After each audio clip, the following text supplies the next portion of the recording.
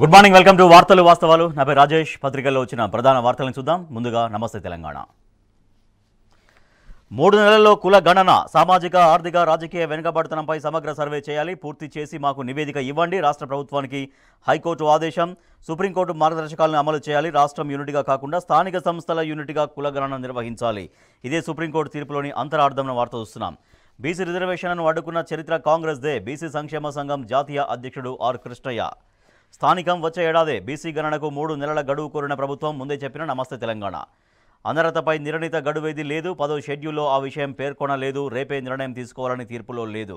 Rule book ప్రకారమే PS chairman ఎన్నిక. High court తీర్పును సమీక్షిస్తున్నామంటూ మంత్రి శ్రీధర్ బాబు ఇచ్చినటువంటి వివరణ చూడొచ్చు. ఇక గాంధీ మరి ఇదేంది, కాంగ్రెస్లో చేరినట్టు ఎక్స్ ద్వారా స్వయంగా వెల్లడి. జూలై 13న సీఎం రేవంత్తో దిగిన ఫోటో పోస్ట్. గాంధీ చేరికను నిర్ధారించిన వేం నరేందర్ రెడ్డి. అరికెపూడి మెడలో మెరిసిన కాంగ్రెస్ కండువా, అది దేవాలయ కండువా అంటూ బుకాయింపు. తాను ఇంకా బీఆర్ఎస్ సభ్యుడినేనంటూ ఆయన దాటవేస్తూ ఉన్నారు. ఆ 10 మంది ఎమ్మెల్యేలు అంతర్మదనం. హైకోర్టు తీర్పు నేపథ్యంలో ముఖ్యులతో సమాలోచనలు. నీతులు చెప్పిన తెల్లారే రేవంత్ గోతులు. ప్రజాస్వామ్యాన్ని కాంగ్రెస్ సర్కారు కూనీ చేసింది. పీఎస్సీ పదవికి హరీష్ వేసిన నామినేషన్ ఏమైంది? ఫిరాయింపు ఎమ్మెల్యేకు పీఎస్ చైర్మన్ ఎట్లిస్తారు? తన నిర్ణయంపై స్పీకర్ పునరాలోచించాలి. తెలంగాణ పరిణామాలపై రాహుల్ గాంధీ స్పందించాలి. మాజీ మంత్రి వేముల ప్రశాంత్ రెడ్డి డిమాండ్. రుణమాఫీ చేయలేదని నిర్బంధం. చందుపట్ల పిఎస్సిఎస్ పాలకవర్గం సిబ్బందిని గదిలో బంధించిన బాధిత రైతులు.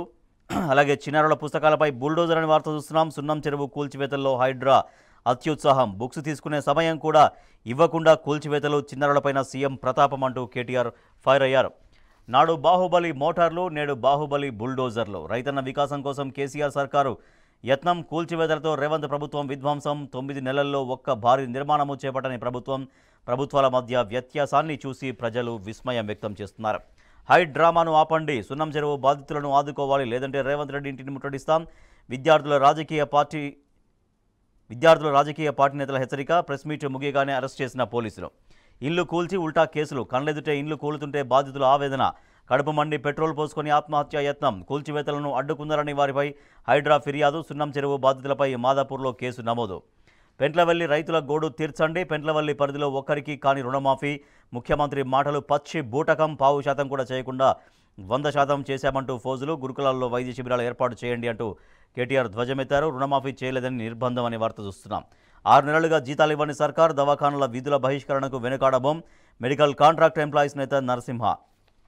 యూట్యూబ్ ఛానళ్లు రేవంత్ను గద్దె దించుడు ఖాయం. ఒకప్పుడు వాటి ద్వారానే అధికారంలోకి వచ్చాడు, ఇప్పుడు వాటిని తక్కువ చేసి మాట్లాడుతున్నాడు. సీఎం రేవంత్పై హరీష్ రావు మండిపాటు. అప్పులో రేవంత్ సర్కార్ రికార్డు.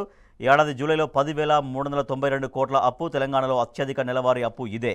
ఆదాయం కన్నా అప్పే 141 కోట్లు ఎక్కువ. స్వయంగా కాగుకు నివేదించింది ప్రభుత్వం. వారం రోజుల్లోనే 4,000 కోట్ల అప్పులు చేసింది రాష్ట్ర ప్రభుత్వం. నాగేంద్రనే మాస్టర్ మైండ్. వాల్మీకి స్కామ్లో కర్ణాటక కాంగ్రెస్ మాజీ మంత్రి పై ఈడీ ఛార్జ్షీట్. పక్కదారి పట్టిన 21 కోట్ల నిధులు. లోక్సభ ఎన్నికల్లో నిధుల వినియోగం.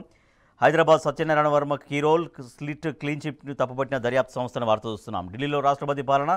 బీజేపీ ఎమ్మెల్యేల ప్రతిపాదన. హోంశాఖకు పంపిన రాష్ట్రపతి. కమలం పార్టీ కనుసన్నల్లో ముర్ము తీవ్ర ఆగ్రహం వ్యక్తం చేస్తోంది ఆప్. మళ్లీ బగ్గుమన్న మణిపూర్. రాష్ట్ర వ్యాప్తంగా విద్యార్థుల నిరసన. డీజీపీ రాజీనామాకు డిమాండ్ అని వార్త చూస్తున్నాం. Telangana today. Turn card Arikepudi. Dinesh joining Congress అనే వార్త చూస్తున్నాం. Fearing disqualification, the MLA says he is still with BRS. Bathukamma sarees not for all అనే మరొక వార్త చూస్తున్నాం. Students and cops clash in Manipur.